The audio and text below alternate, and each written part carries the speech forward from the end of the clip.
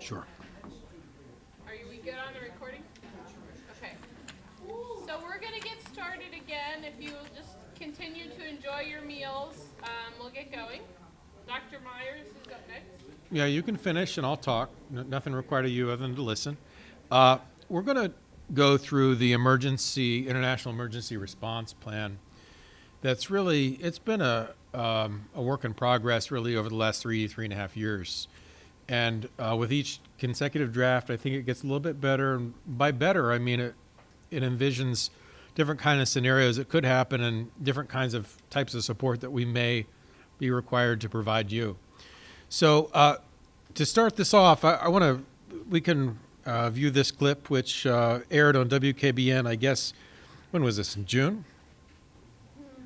May of last year. Sorry, this is an ad. It'll be over in a minute. Local news from where you live. The Valley's home for local news when you need it. First News at 10 on Fox Youngstown. Celebrating is taking the trip of a lifetime, but his world was about to get turned upside down in a place where he didn't even speak the language. His story is new at 11. Just 5 days into his post-grad trip to Madrid, Spain, Willie Parker started feeling an unusual pain. The pain was so bad. It like, I don't know, I just could not move. A pain that was more serious than he thought after seeing a doctor who examined his abdomen nearly 12 hours later. He was like, no, the next step is surgery. And my mom just dropped. Willie's appendix was bad. He tells me he remembers being scared. That was my first surgery ever. And I was in a different country where nobody spoke my language. Willie had to interact with ambulance personnel, nurses, and doctors, and he says that wasn't easy in a foreign country. They spoke English, but not as fluent as us. So it was a lot more difficult to explain what was going on to them. The trip was with a group of students from YSU, and one professor was the chaperone. Everyone was supposed to fly to Barcelona the morning that this all happened. And Willie says everyone else went on the trip as planned. Nobody came to the hospital but my girlfriend, and she stayed the entire time with me. Deja Sewsbury and Willie have been together for almost 5 years. She's also a recent YSU graduate. Her trip got cut short too, staying by Willie's side. I didn't know how to feel. I just got to figure out because you don't have time to kind of sit up in the corner and cry about it. Deja acted as a translator as best she could. Do we understand the severity of the issue because there's a disconnect here? Like I'm saying he's in pain, but like, oh, he doesn't need to go to the hospital. I'm like, he does need to go to the hospital. Willie says his doctors told him he was treated just in time. The surgery was successful and he returned to the U.S. just a few days later. Now, YSU did refund Willie and Deja for their entire trip. I also reached out to YSU for comment about the disappointment that both Willie and Deja felt regarding their professor during this situation. And you can read YSU's entire statement on our website at WKBN.com. Now, if I had $1 for every student who was disappointed in me as a teacher or gave me a bad student evaluation because You wouldn't have to work. Yeah, there you go. And now, I want to assure you that we had investigated this thoroughly as a matter of protocol. After the student returned, we found the professor actually performed very well in the circumstances. And, there was certainly no malfeasance there on the part of the faculty member. But I think that this clip, a couple things come to mind when I see this. Number one, and I had a conversation a couple years ago when we started to put the procedures in place. And essentially the faculty member in question said, a lot of these things, I want to be free to, that, hey, look, I want you to be free, but at the same time, when, something happens like this, the question is who is responsible, who is liable? And I think the best practice in our field is that there is a group kind of responsibility, us here and you there, and we are kind of all responsible. We're on the same team, number one. And number two, certainly we want to remove faculty leaders of the field courses from a line of direct liability for what is, sometimes happening that's outside of our control. So that's the first thing comes to my mind when I see that. The second thing that comes to my mind, though, is this idea of multiple realities that are happening, right? And so certainly there's a reality that's sort of happening on the ground where you are in the event of emergency. There's also a separate reality that's happening, you know, sort of in the mind of the student who may be experiencing an emergency, and certainly if they're taking selfies of themselves with, you know, gashes on their limbs, or you know, as political protest is happening in the background, or whatever that emergency is, there's another, in posting on social media, there's another reality that's sort of playing out. There's a third reality that's playing out in terms of the local family, right, who's seeing this and then making the next jump to say, oh, what's YSU doing, right? And then there's another reality that's playing out when their friends are pushing that to social media, and of course, you know, our local TV station, what they're doing is they're watching social media and seeing, oh, is there any smoke here? Because where there's smoke, sometimes there's fire. And if there is, we're going to go sort of get to the bottom of this and seek out, you know, YSU for comment. And so, again, we're not trying to take any control away from anyone, certainly not the first responder, that would be you, but there is the idea of shared responsibility, and when these multiple realities are spinning, when media is contacting us, and when the parents are contacting us, we want to be able to have intelligent and coherent responses in order to stay ahead of the story. So, you know, the last thing we want is for, you know, and I think WKBN did a nice job with this, with the exception of that last part. You know, he had a lot of other opinions which weren't based in, I think, reality or truth.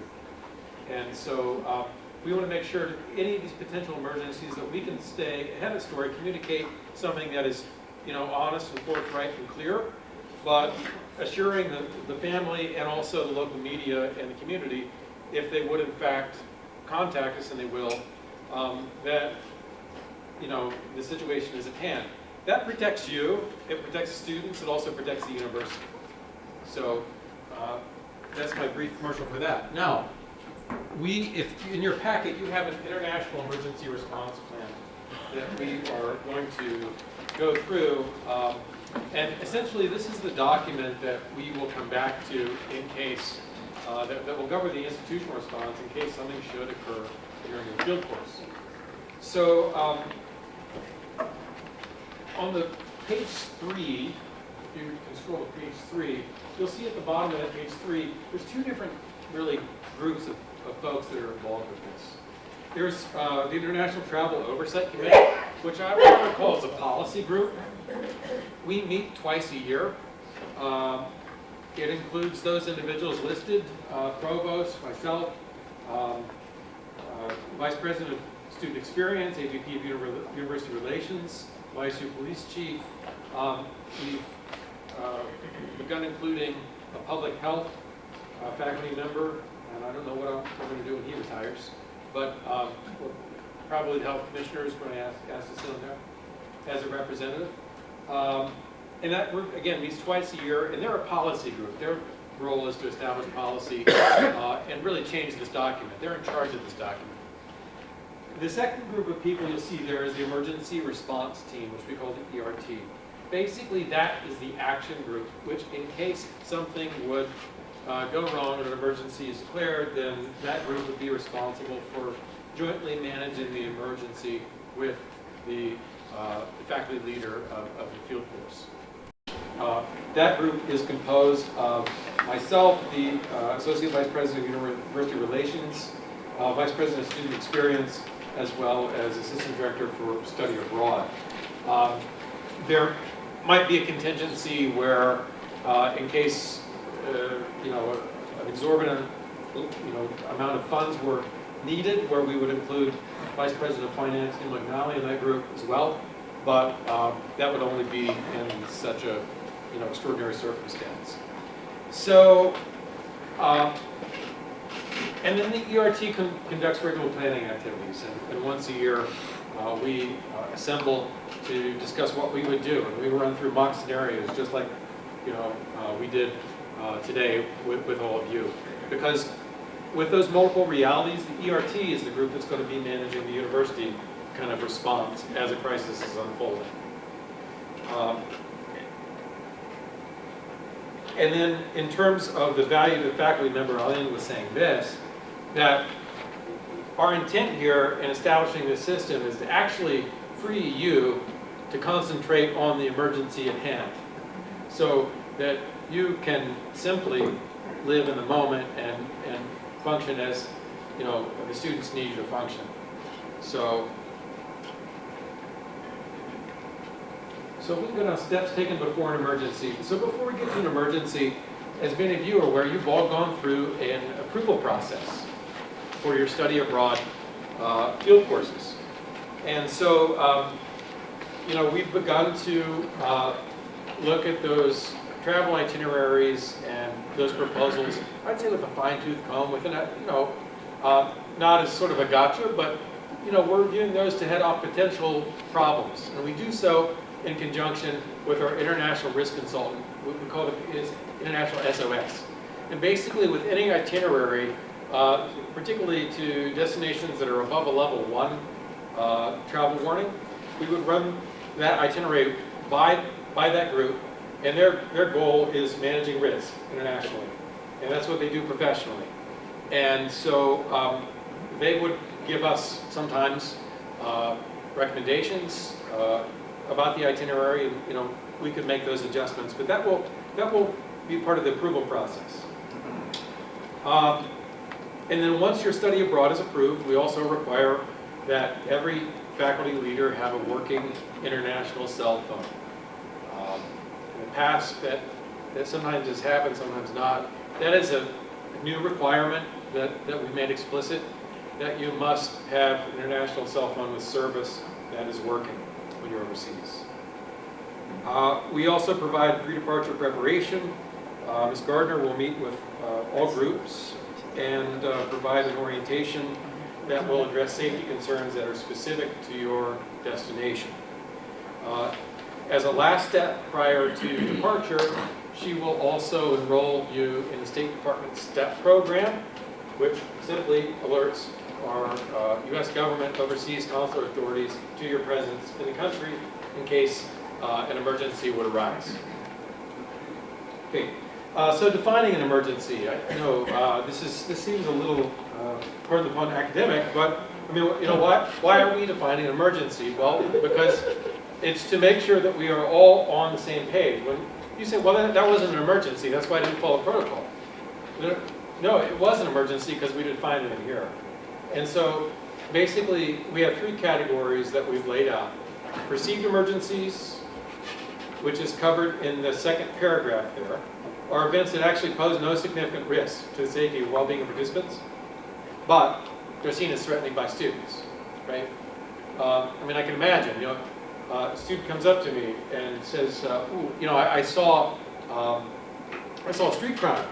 I saw a street crime happen in front of the hotel. I'm very concerned. Is it an emergency level? No. Certainly it didn't happen to them. They witnessed it. They watched it happening. It happened to someone else, but it raises their level of concern. And in that instance, you'd want to address that, right up front with that individual. But that is a perceived emergency, and actually that would raise to the level of something that would be reportable. So we know in the case of a perceived emergency, there's a way that will work sometimes in this era of different kinds of realities that are all happening through different media networks. That's going to make its way back here. And then it's going to transform, and it has a potential of transforming into a student's watching a street crime happen, into something where the whole group of YSU students narrowly avoided mugging. And why weren't we aware or communicating? So I think it protects all of us if even in these kinds of minor perceived emergencies that we're communicating. Minor emergencies: pickpocketing, lost passport, power failure,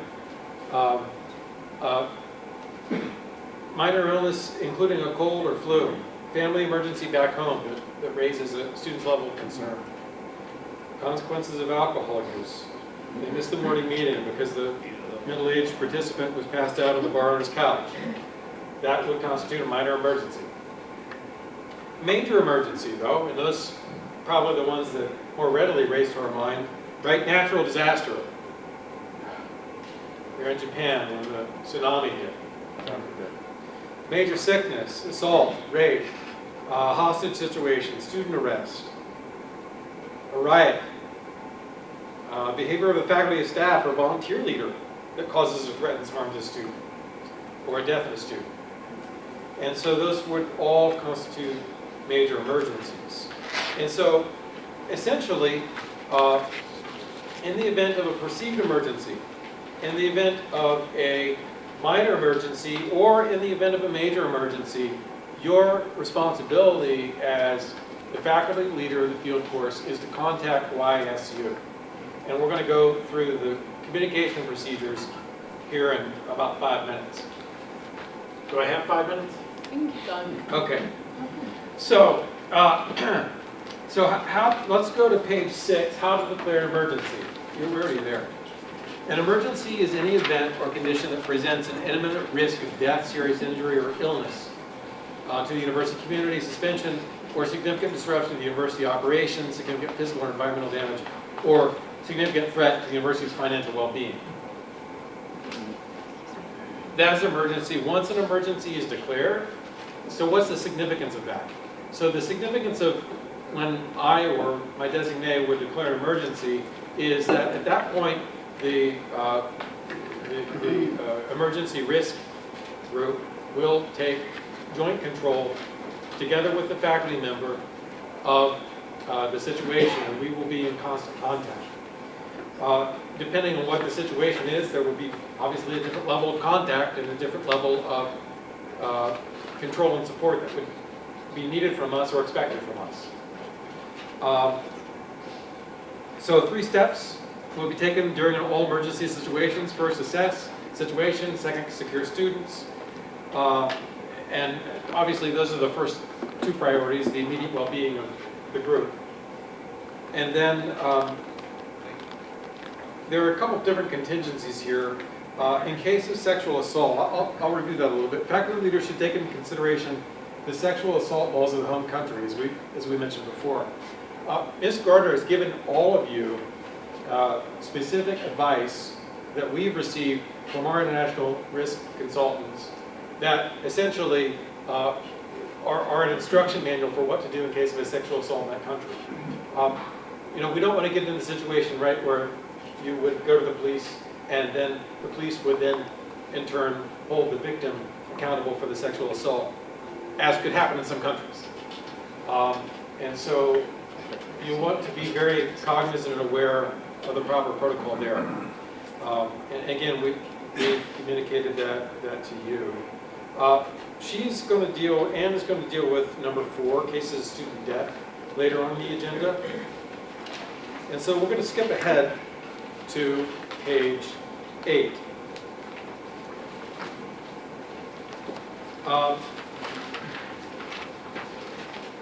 We've talked about, under the operating principles, we've talked about, the reason why we're doing this. We're doing this because we're holding the students' best interest and the university's best interests at heart. We're doing this, number 2, in accordance with applicable federal guidelines. And number 3, we have a plan to do this. Now, number 4, and I think this is an important point to underscore, our obligation to program participants will continue until the conclusion of the program or the participant's voluntary departure or removal from the program. So if you have a student in the Bahamas who says, I'm feeling uncomfortable, I want to go to the doctor. So, well, okay, go to the doctor. Is that an emergency? Well, certainly yes it is. You want to tell us about that. And then when we get the diagnosis from the doctor, maybe just general anxiety. If the student just wants to go home, then we would work with the faculty leader to arrange an early departure for that student, and the rest of the program could go on unimpeded. Voluntary departure. So communications procedure, there are basically four entities which are important. Number one is your local on-site personnel, either your tour operator or the local consular authorities, health authorities, hospital. You have all that information, or you will have all that information with you on your information card, number one. Number two, the International SOS Office. As I mentioned, they are international risk consultants. They are really, really good, and their job is to be knowledgeable about very specific environments within specific countries. And this is what they do for a living, and we've contracted with them for the service. The third is the International Programs Office, and the fourth is the YSU Police Chief. So the operating principle behind this document, it states it right above that call chart, phone tree. Once local help has been obtained, once you've provided immediate triage service to whatever extent you need to, your first responsibility is actually to call the YSU police. And you sit there thinking, like, well, what are they going to do? Dispatch an officer to... No. The reason you call the YSU police, right, is because they always pick up the phone. You can call me, you can call, it just, you never know if you're going to get, you can call the prick, you never know. But if you call the YSU police dispatch with their number, someone will pick up the phone.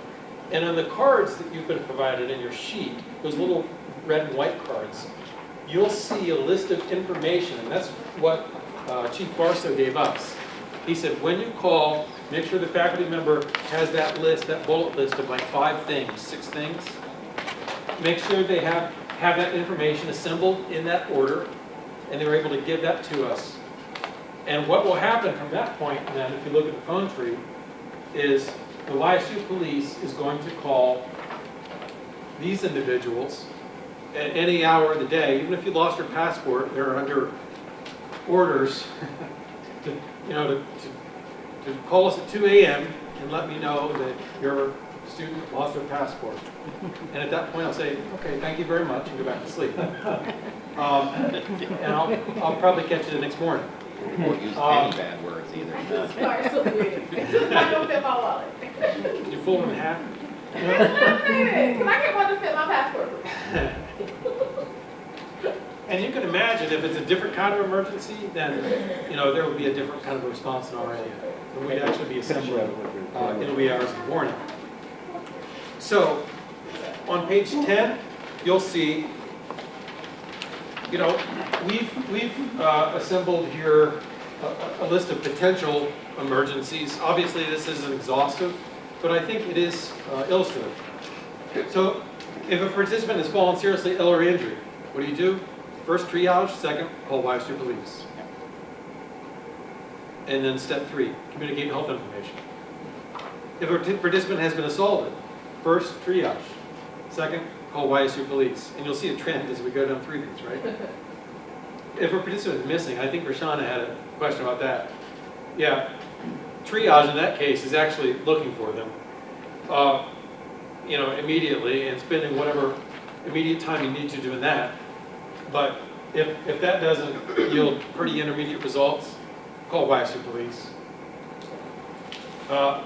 Arrested or a victim of robbery, again, contact local police and nearest U.S. Embassy consulate, and then call YSU police. We are supposed to, as United States citizens traveling overseas, we're supposed to report any crime against our person to our U.S. consular authorities. And we're supposed to do that. If a participant has been taken hostage, again, local police, nearest embassy consulate, YSU police. If a participant loses their passport, U.S. consulate, YSU police. And then obviously you want to assist pretty immediately with a passport replacement. So I hope this, and for our experienced faculty leaders who've done this like 25 times, I'm sure this is like, muscle memory. But maybe if this is your first or second time, could be thankful. You say, okay, well, what am I supposed to do if it was a passport? Well, back in this document, I remember that we're supposed to contact local authorities, we're supposed to contact U.S. consulate, and then we call YSU police. And that's where we'll reach out to you proactively and determine if you need our support or further actions need to be taken. I'm going to go to perceived emergencies, steps for program leaders. On page 11, yeah, I'm going to be done in 3 minutes here. There are perceived emergencies, right? And we've listed those: early stage, mixed stage, and then persistent concern stage.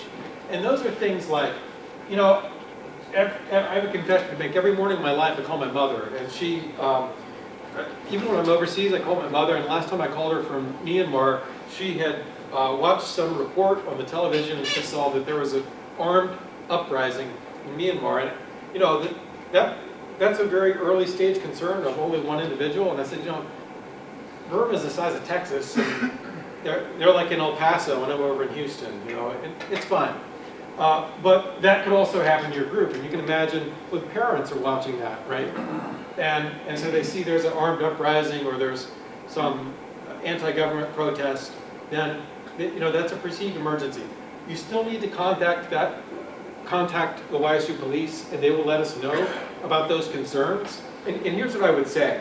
I would say an early state and next stage, you just need to email us. You just need to email IPO.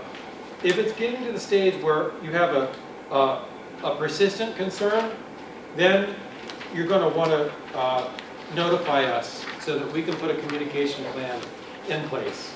And so that we make sure that we're addressing that here, because people are posting on social media, they're tweeting about something, and then all of a sudden there's a perception on this side that maybe we're not doing a good job. I mean, and we want to avoid that.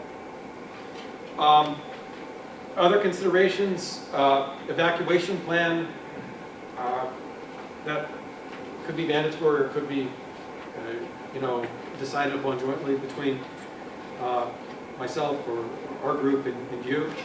Emergency funds, we do maintain an international contingency fund, which, does fill in the gap between the things that insurance will or won't cover and what could be necessary on our end in terms of services. And then ultimately, jointly, we'll determine whether we can resume a interrupted program. I hope you see that, that the spirit of the document is really meant to support you and to provide sort of collective accountability and collective support. It's nothing punitive, certainly nothing, nothing that we're saying we don't trust, our faculty leaders. We certainly do. But again, in this era of multiple realities, we want to make sure we have each other's backs, and we're acting and communicating in ways that are helpful to the students and also helpful to the institution. Thank you. Thank you.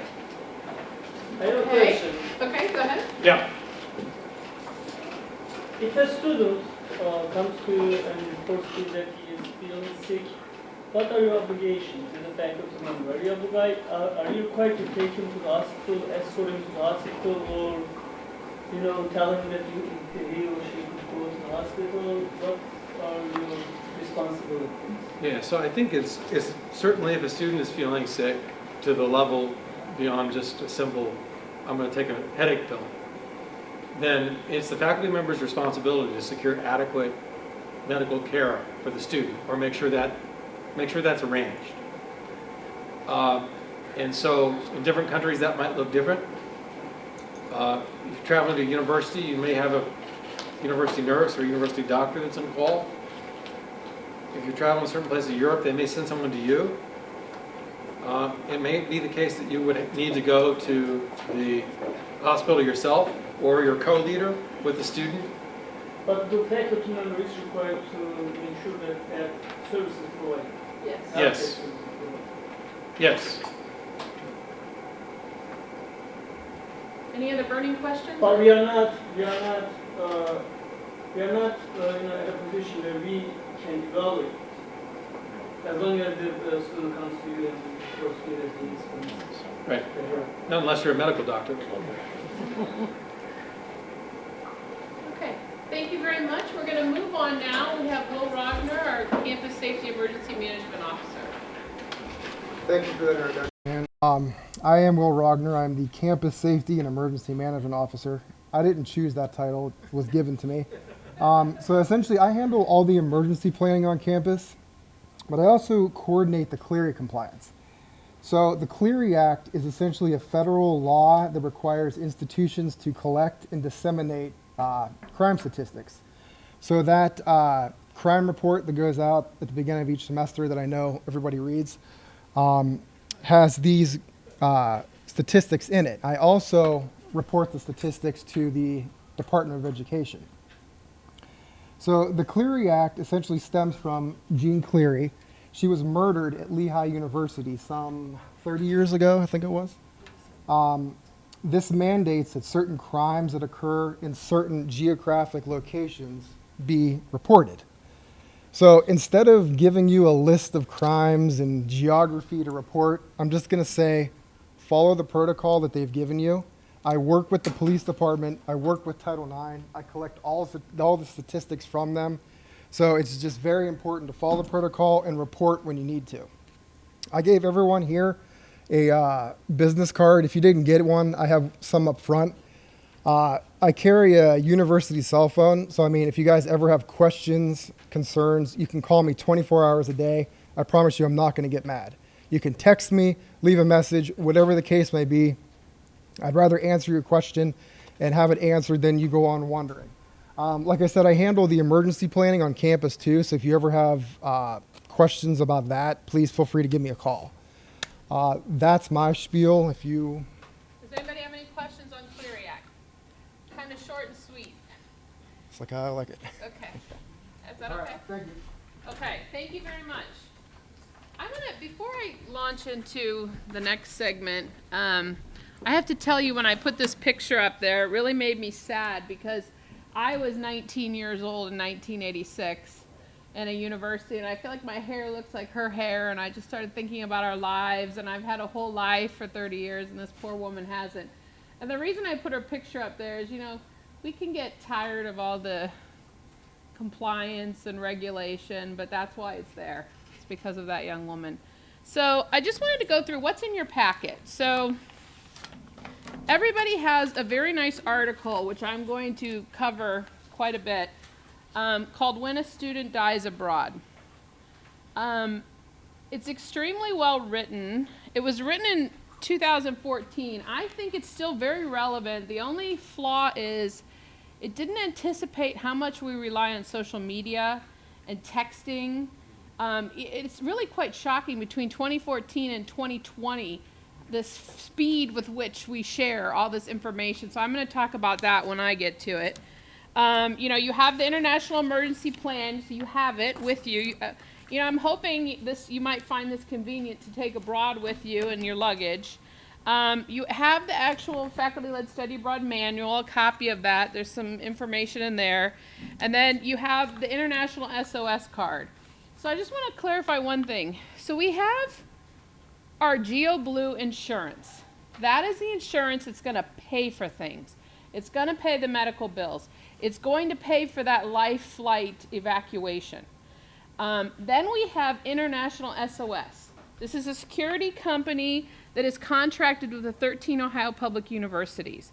And they are amazing. And I hope we're all completely off. When I call them, I like the advice I get from them better than the advice I get from our insurer, between all of us. However, it was just, I wish we could have just one insurance policy through them, but it's just cost prohibitive. This is for, you have to buy a blanket policy for, you know, large sums of money. But just realize you can call them at any time for any information, but they don't actually pay anything. So in the event of emergency, things like in Spain when the student had the appendicitis, it was like constant. I was on the phone with them. I was calling GeoBlue. GeoBlue wouldn't give me good advice on how to get this student home on a plane. They had a team of doctors. They're like, okay, this is what you do. You go back to the treating surgeon, and he writes a fitness to fly. Then we have to send it to the airline, and the airline's doctor has to look at it. They were so helpful for this. So kind of expect that you're going to be in three-way communication. Then, of course, there's this little card. I thought this was a good size, but we can always revamp the next one. It fits nicely in my wallet. I have like a... Anyway, so it has on here, you know, the number of the police department, and you'll see there's a blank section here for embassy, local police, local fire. Please get out your Sharpies. Write down your embassy number, your local police number, your local fire. You're all going to have cell phones. I encourage you to download this app from International SOS. It's going to have all those numbers. But heaven forbid, what if the power is out and you need to make a landline call? Now you have this as well. So that's your double backup. Okay, so now I'm going to launch in to the most somber of topics. Death of a student abroad. So you almost hate to want to talk about it. It's almost like the people think, oh, I can't make a will. If I make a will, then I'm going to die. But as we know, no will does not mean you're going to live forever. You are going to die, whether or not you have a will. And if you have a will, your assets will be distributed the way you want. Things will go more smoothly. That's the same principle here. We need to talk about it. And it's actually, if you read this article thoroughly, it is quite a process. It's a complicated procedure. Handling the death of a student. There's a lot of moving pieces. There's a lot of people on campus that need to be involved. I'm going to focus on your role as the faculty leader so that you're the piece of the puzzle that goes smoothly. Okay, so there are three types of death notifications. The first one is the most obvious, the next of kin, okay?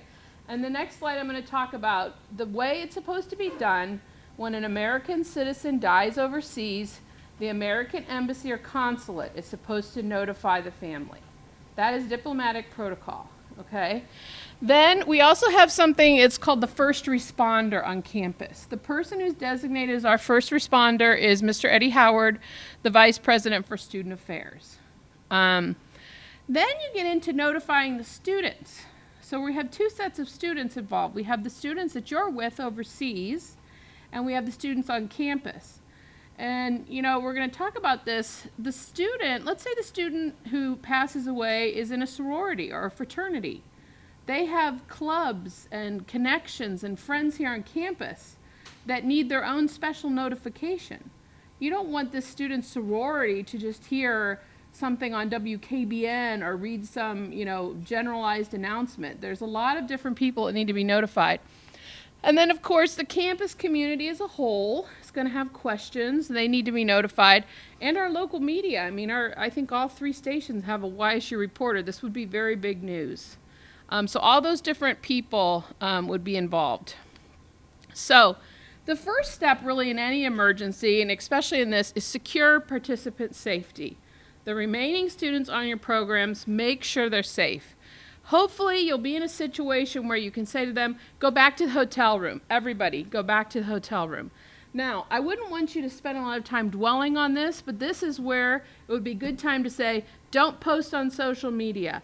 Don't talk to the press if it's some kind of international event, because we want to notify the family properly.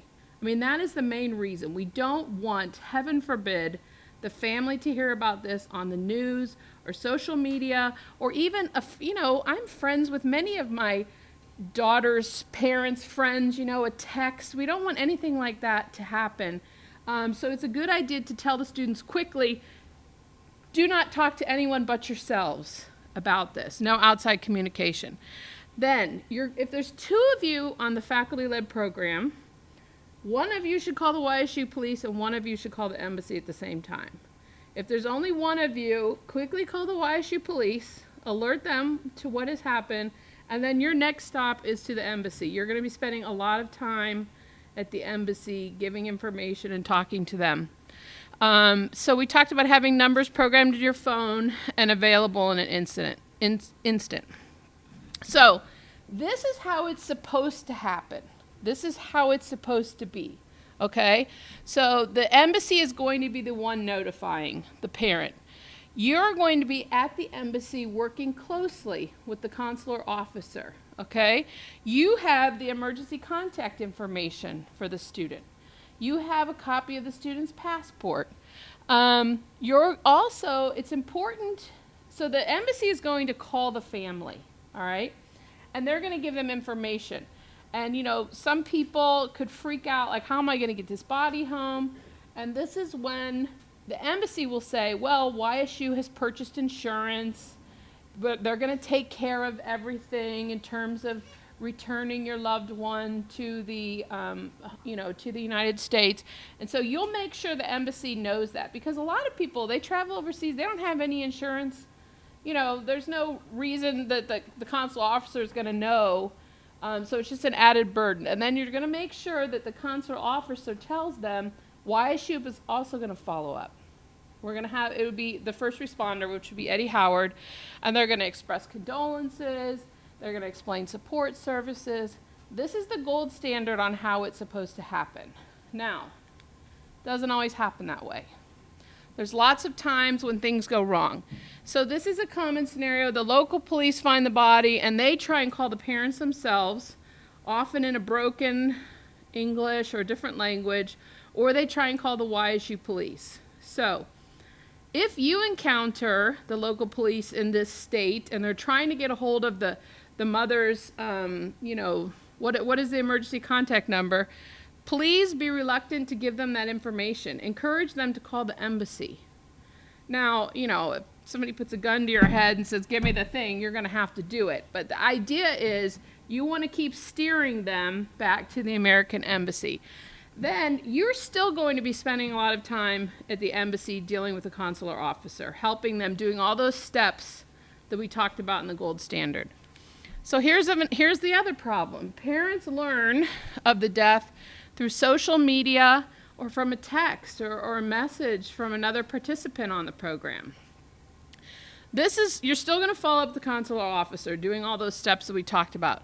But this is, if you can, tell the students, all the YSU witnesses, not to communicate about this event. They shouldn't be giving press interviews until the family is notified. And you can keep stressing, that the family has a right to a compassionate, proper notification, and that if they refuse to follow these instructions, they're denying the family that opportunity. I think you can say, this is our policy, and if you violate this, you're violating student conduct. I would hope it wouldn't get to that. But, you just want to keep stressing that. And I don't know, students today are, I think they just as soon text as they would talk. So it's something you really should keep following up. Now, I'm not talking here about the police who might want to interview the students as a witness. That's another whole ball game. I'm just talking about students who on their own, want to communicate. They really should be discouraged. Of course, there's always the chance that parents could learn of the death through traditional media. Heaven forbid it's some kind of terrorist incident. We hear about the terrorist incidents going on, and, there was an American citizen on the bridge in London, and, heaven forbid they should learn that way. It's the same thing. Again, you'll be still very involved with the consular officer. You should refuse all interviews with the media and ask them, just like the police, please, we don't know if the family's been notified. If this is really happening on the spot, you want to tell the local media, we need to make sure the family is notified. And again, no YSU student or participant should agree to an interview until the family has been notified. We don't want anybody on the news and a family member hearing about that. We wouldn't want anyone agreeing to an interview without going pulse. Yeah, that as well, yes.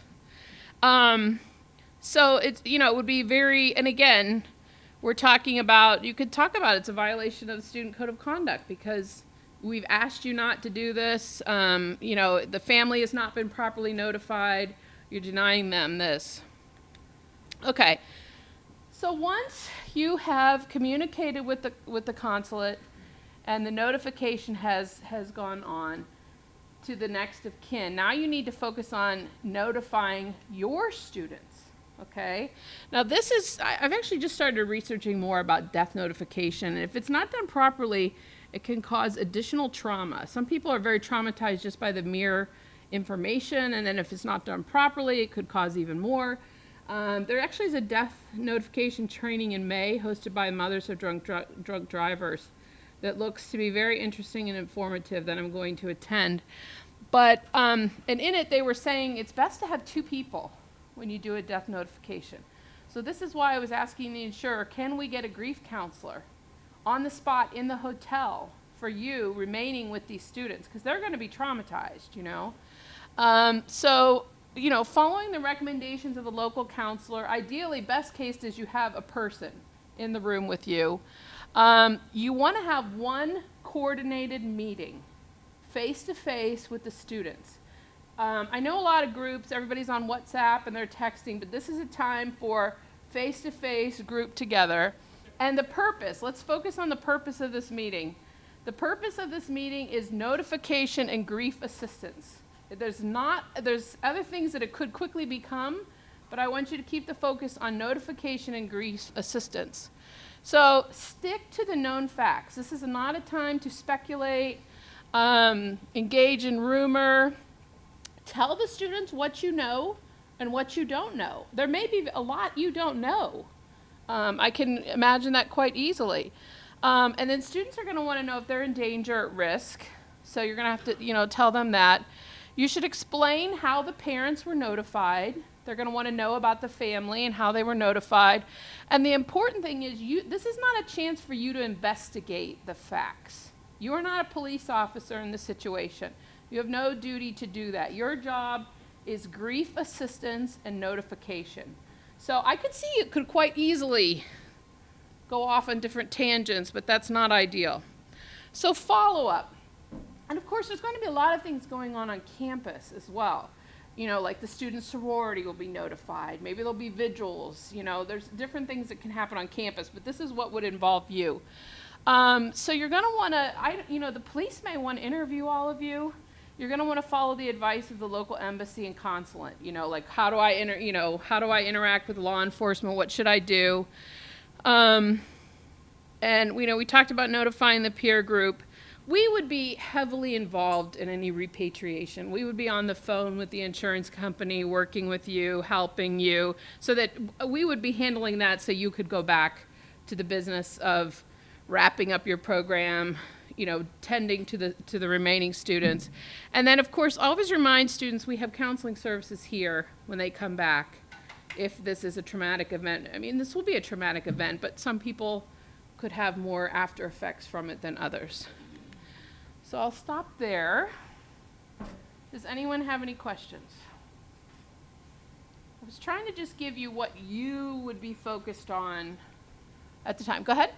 From what you said, if police want to interview a faculty member, are we supposed to try to talk to YSU before we talk to the police? No, I mean, the person who would give you the best advice on how to cooperate with the local authorities is the American Embassy.